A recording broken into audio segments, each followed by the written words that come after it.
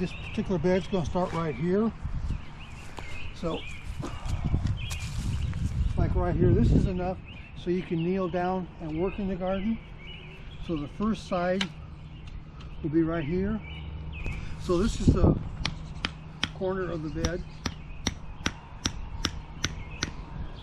Now the area that you can reach with your hand to work in the bed will be the width.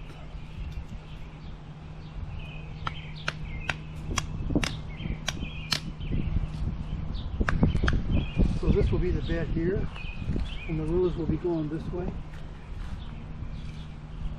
Which direction? This way, like this. Ah.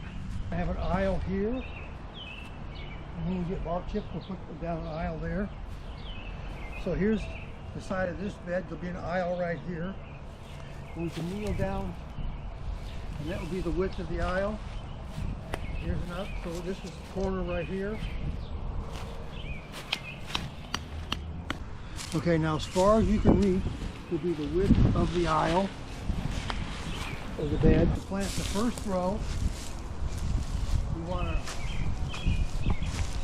to rake out the debris. Now here's the first furrow. It'll be like this.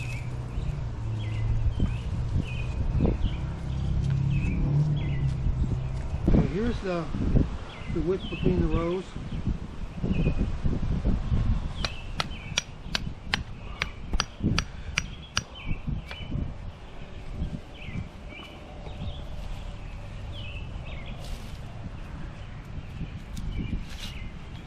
We'll just continue down and do the whole thing. Okay, tie off the bottom of the seed package.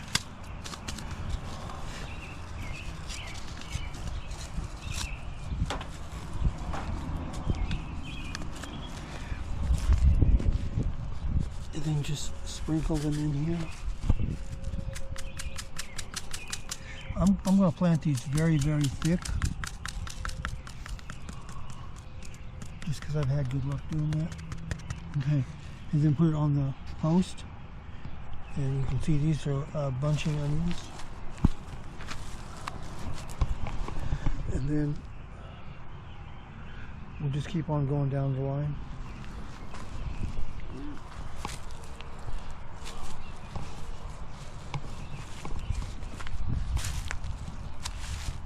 And then when we get them all done, I'll show you how to cover them up.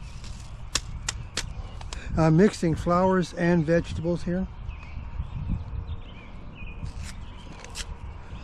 I'm tearing off the bottom of the package and then just sprinkling them in. These are hollyhocks. Yeah. And the bigger the seed, as a general rule, the bigger the seed, the deeper it needs to be buried. So this says on this package, planting depth ½ inch.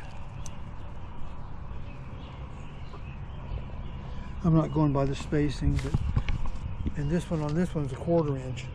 These are bunching onions. We'll see what happens from them.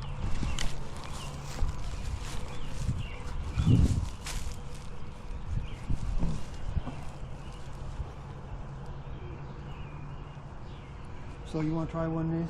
Yeah. Okay. Is this one dug deep enough? Yeah. You're stepping in the other one. Because you only need like ¼ inch. You're flattening them. Depending on the thing, you know, whatever the size of the seed. Here's, we haven't done anything with this one. Yes. Oh, no. Okay. Yeah, these So, ones. clear off the, shake the seeds. That's the top of the package, the bottom. And then shake the seeds so they're not the bottom. I used to like He that. usually does the ping of the... Yeah. Yeah, like that. There you They go. all fall down to the top. Right. Yeah. They're right at the bottom. Yeah. See, that way when you put it on the fence post, or the Tear the stake whole here, thing off. it's not Oh, upside yeah. down. Tear it all off there. Yeah, I'll throw that away. Right here. And just spread them out in the trim. And These are tiny. Yeah, they don't need to be very, very deep at all. Foxglove is a small, and then put it on this stake here. Lemon cucumbers. Alright. So these are cucumber lemons. You have to plant them a ½ an inch deep. Then it takes 8 to 10 days to germinate. Okay, yeah, that's very good.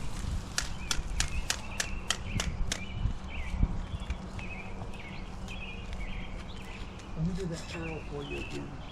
Alright.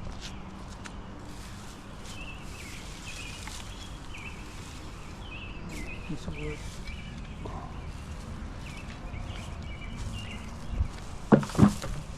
Is it good? Alright, thank you. These seeds are a lot bigger than the other ones. I'll even cook it over here. Well, it has many in that package. Oh yeah, that's okay. Yeah, That's the a full lot of pack. times they don't put No, very I many said there in weren't there. as many in that package. It's a cheaper package. Okay, there's hot pepper.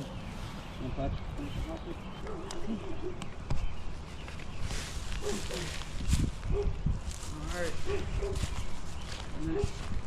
Take the bottom of your, I'll do this one. The bottom of your hoe, do like that.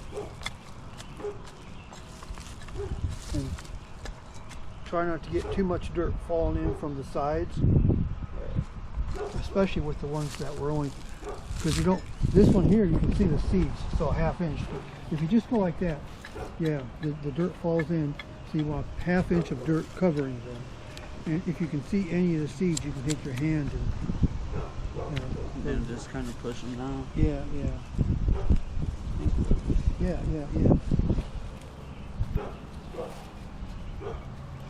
I might as well. Yeah. And I just do that on each aisle. So these are small seeds because you can't see them, so don't get too much dirt on top of them. That's probably good right there. Yeah. Same seeds. So you can see the little white dots. Oh yeah, these are. Yeah, so don't get too much dirt on them. That's probably good right there. Some seeds you can just, I mean, I still see all of them. well, that's probably okay because some seeds are really small. You just put them on the surface anyway. Okay. Especially flowers. And you can see these seeds and make sure they're all covered.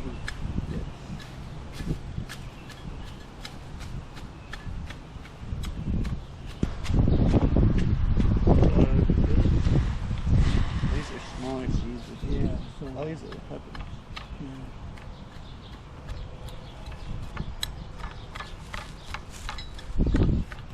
Well, planting things really crowded, but some people give it a lot more space.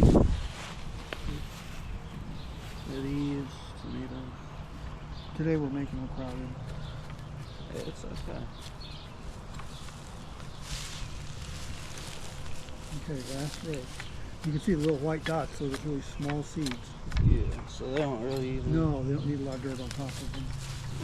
Okay, so now we do the same thing where Grandma is standing, only we don't have to make any sitting room in the middle. Okay. It's a double wide row, meaning that there's aisle there, and then there's aisle way over there. But The only where, thing dividing them is that row. yeah, where Grandma is at, there'll be no, that's where we're planting at. So we need to, Start your first steak then, Grandpa. Get this, stuff over there, because there's a lot there. So why do you use like all the leaves and stuff? they decay into the soil, and they make very good soil. Okay. Usually I don't have that many. Is that good? Yeah, and then we can just use where you're standing. That will be the aisle where we're going to walk. Alright. Okay, Grandpa, put your first steak in so we know where you're at. Okay. Okay, the width of the aisle depends on how far you can reach. So, could be right about here. Is it straight across? Right here? That looks that looks pretty good. Okay, the hammer. Oh, I got it. Okay, Nathan, now just all the way on down, and the width of the hammer in between each stake, and line it up with the stakes on the other side of the aisle. Alright, straight across with the other stakes? Yeah. Yeah, straight across this way. With the hammer still as it's. Yeah, it shouldn't change. But also keep your eye on the stake on the other side. Because those stakes will be the center. Pretty well lined up.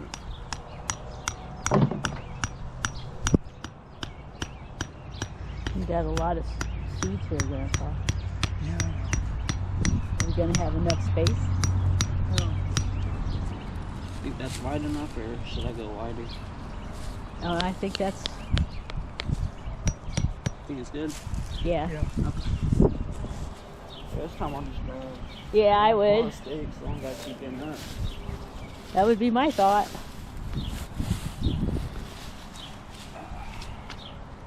Kind of judge it a little bit from the one across from it too. Just to get too far away, you can move it over just a little. Oh. Not that way, huh? Yeah, this one is right. Try the next one. Yeah, it's coming off just like about an inch to the right from the hammer width. It's like hammer width would be like here. Yeah. For it to be straight. So this area here will be for cucumbers, and Okay. this area here will be for cantaloupes. Alright. Okay. Pour a whole packet in the hole. Straight 8 cucumbers. There's a lot of wood in here. Think we should And they grow need them to with be at this? a depth of an inch. A piece I of plastic. wouldn't worry about it. I'll give you the plastic wood right there. Can do. Next for planting cantaloupe hollyhock, they take a depth of a half an inch and thin to 2 to 3 per group.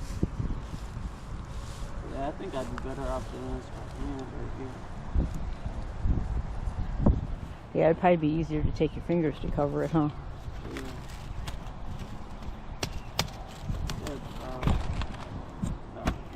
Don't cover it with so much.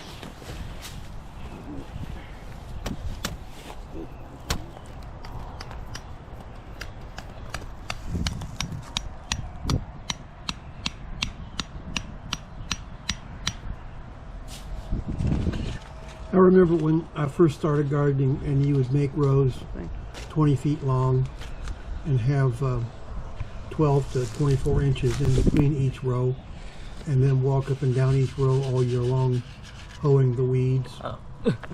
And if you had corn, sweet corn, you'd probably be closer to 3 feet, slightly buried.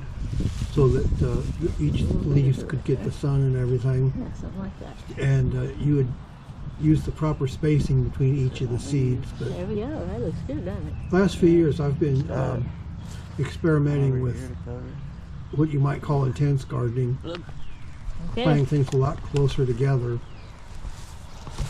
And instead of having rows in between each row, lay the rows out so that you can reach to the other end to pull weeds. The biggest benefit is you don't have a lot of hoeing. And I've got a lot of flowers in here, and you get the flowers in there, and then the weeds just don't grow towards the end of the year.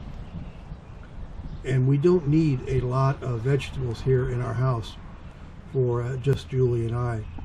So it seems to work out a lot better this way with the intense gardening, instead of having the biggest problem with having long rows with a foot or foot and a half in between each one is the amount of space it takes up. And then not only you have that amount of space, but you have to keep that entire area weeded. And so this is the way I've been doing it now for a few years, and I'm still experimenting with different ways of doing it. One of the things that I first started doing when I got rid of the single rows was putting down mulch over the rows, because that makes it a lot easier and continually improves your soil. I remember in my dad's garden, before anybody ever thought of putting down leaves and grass clippings actually in the garden, that after a few years the soil just gets powdery because it needs organic material so much, whereas the good soil is kind of nice and gummy and you can squeeze it together into a ball in your hand. And that's a sign of good soil, and it holds the moisture a lot longer, and you don't need to water nearly as much. Well, here it is, my garden. It's all planted, and I hope you enjoyed watching it. So if you did, please like and subscribe to my channel. I would really appreciate it. So thanks a lot, and goodbye.